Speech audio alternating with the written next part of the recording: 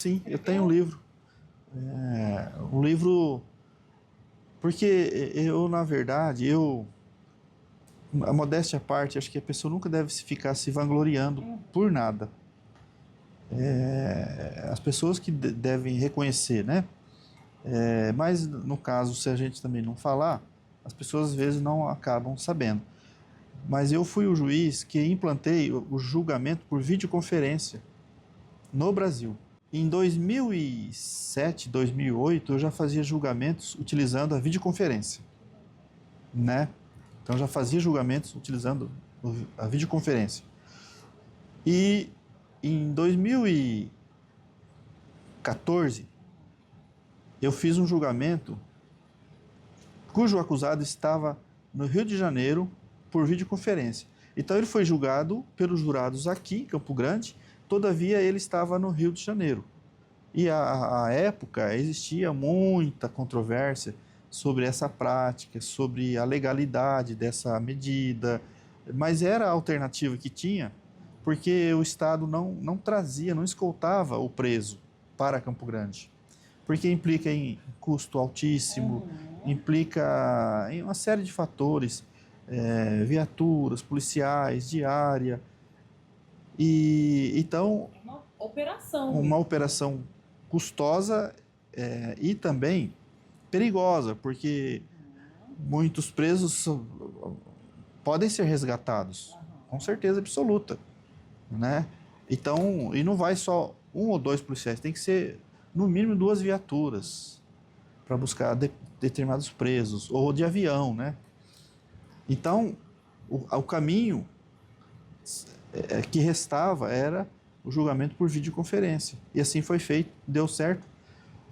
E embora na época era muito contestada essa prática, questionada pela OAB e tudo mais, a verdade é que o tempo, como todos dizem, é o senhor da razão. Quando surgiu a pandemia da Covid, os tribunais fecharam, principalmente do júri, porque era julgamento com muitas pessoas, né? Ali, no mínimo, reúne, a princípio, 40 pessoas, incluindo jurados, promotoria, funcionários, enfim. Então foi vedado. E aí veio um problema. Qual o problema? Como julgar os presos que eles têm o direito de ser julgados, diante de uma incerteza que quando que ia terminar essa pandemia. Não tinha data certa. E aí o destino forçou os tribunais a, a entender que era possível sim fazer julgamento por videoconferência. O preso, onde estivesse, no caso, esse que eu fiz, estava no Rio de Janeiro, mas depois eu fiz outro, estava em Curitiba, outro em São Paulo, outro em Pernambuco, outro no Amazonas. Então foi dando vazão a esses julgamentos por videoconferência e a justiça foi entendendo, foi incorporando essa tecnologia nos julgamentos a ponto de, por força, eu ressalto, da pandemia, hoje ser uma prática trivial nos tribunais do júri, que é o julgamento por videoconferência. No Brasil todo. No Brasil inteiro, né? O juiz está aqui, como tem feito, o preso está lá em Curitiba, ele agenda o julgamento e é feito com a mesma qualidade. Então aquela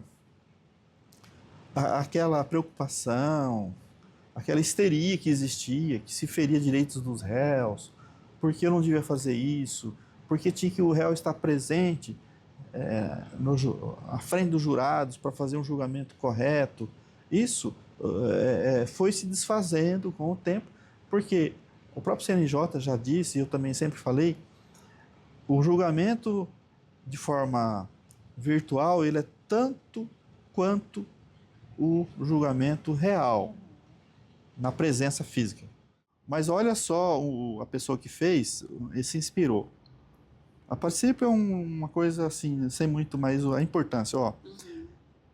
O juiz, a justiça, um juiz de um lado, o preso do outro lado do mundo. Do mundo, não estou falando nem Rio de Janeiro, que o caso era Rio de Janeiro. Segunda situação, que a gente não percebe assim no olhar. Conectado, na época, por um CD, que era a tecnologia da época, né? A outra situação, você pode ver que tem um vermelho, né? Esse vermelho, segundo um inspirador, é o Sol clareando o globo terrestre, dizendo o seguinte: a videoconferência vai iluminar o mundo, ela vai vir com força no mundo. E veio. E veio em 2019, 2020. Mal sabia ele, né? Mal sabia que ia surgir essa pandemia. Então, ele quis dizer, é o Sol clareando o planeta Terra, que, né? Esse aqui, tá aqui, ó, 2011. Antes ainda. Os jurados tiveram acesso a notebook, que na verdade, na época, quem tinha julgava com notebook, na época era processo físico, né? Quem tinha era somente o STF, os ministros do STF.